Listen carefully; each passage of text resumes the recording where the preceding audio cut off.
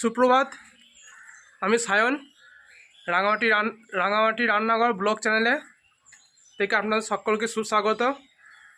সকলকে সুপ্রভাত। মা সকাল সকাল চা বসিয়ে দিয়েছে, আমরা সবাই মুখ ধুয়ে চলে এসেছি, এবার চা খাবো। চলুন দেখি মা চায়ের জন্য কি করছে, আজকে কী দিয়ে চা করেছে দেখি। চলুন দেখি। আদা দিয়ে লিকার চা। ওই আদা দিয়ে চা ফু দিয়ে খা। আদা দিয়ে চা ফু দিয়ে খা। আয়ুর্বেদিক সঙ্গে নাকি? হ্যাঁ, সকাল থেকে আয়ুর্বেদিক। আদা দিয়ে চায়ের যে কি টেস্ট, সঙ্গে ঝিমঝিম করে জল পড়ে সেই দিনই বোঝা যায়। আজকে ভোর থেকে বৃষ্টি পড়ছে। সঙ্গে টা আছে নাকি? না, টা নাই।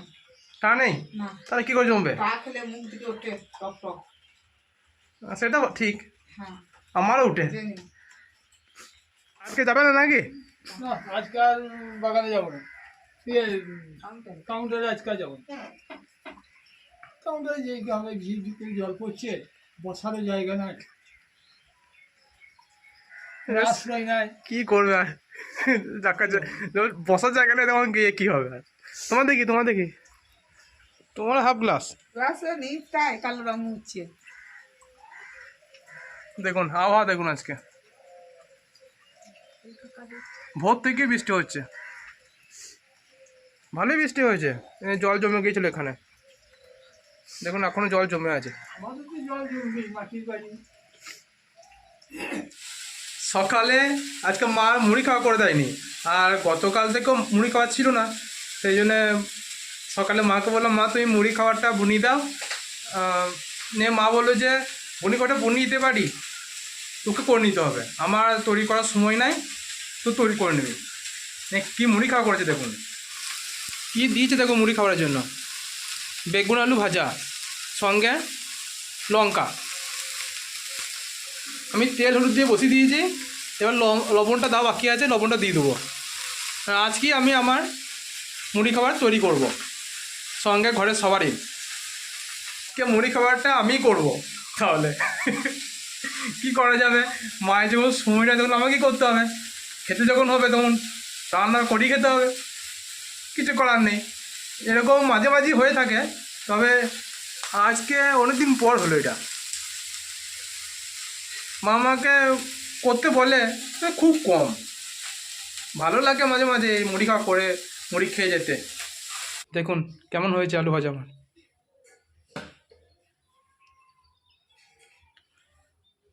লবণ আমি দিয়েছি, জানি না কেমন হবে, খেয়ে জানতে পারবো টেস্ট কেমন হয়েছে লবণের। যেমন মুড়ি নিয়েছি, এবার আলু ভাজা নিয়ে মুড়ি খেতে যাব, তারপর বাগান যাব।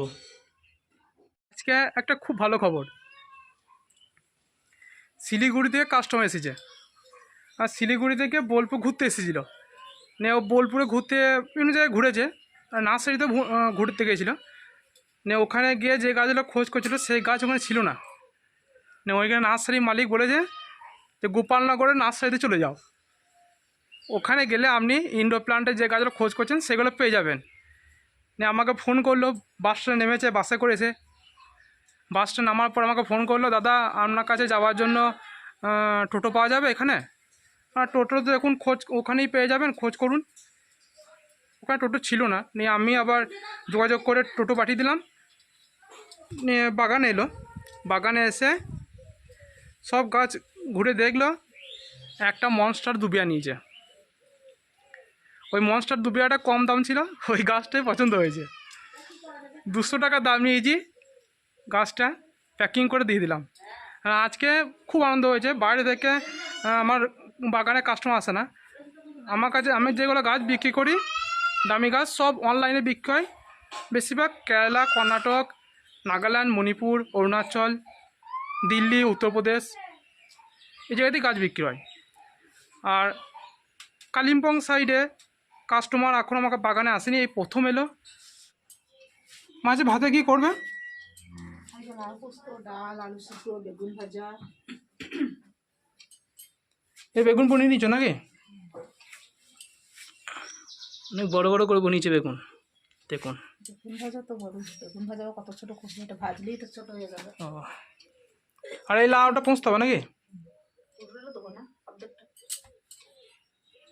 সবাই পাবে। আলু সেদ্ধ হবে নিশ্চয়ই। আলু সিদ্ধ তো আমার হবে, ডাল আলু সিদ্ধ, আলু সিদ্ধ চাই দুবেলা, আর কোনো কিছু তরকারি চাই না, আলু সিদ্ধ চাই। রান্না বসিয়ে দিয়েছো না এখন বসো নেই? হ্যাঁ রান্না বসিয়েছি। বন্ধুরা 12:30 বাজছে,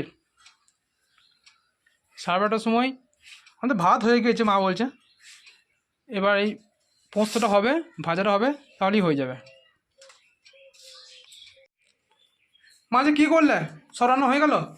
রান্না হয়ে গেছে, আলু সিদ্ধ, ও যেটা যেটা বলেছিলে তখন সেটাই।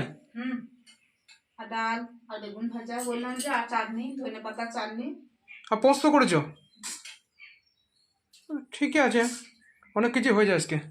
শরীরটা বেশ ভালো নয় আজকে, অনেক দেরি হয়ে গেছে উঠতে, বৃষ্টি পড়ছিল সকালে তো, উঠতেও দেরি হয়ে গেছে। তো এখানে সবজিগুলো রেখেছো কি জন্য?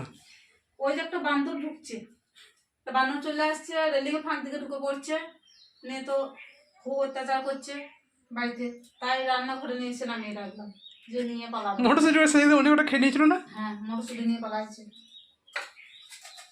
তারপরে ভুট্টা ছিল, ভুট্টা নিয়ে পালিয়ে গেছে।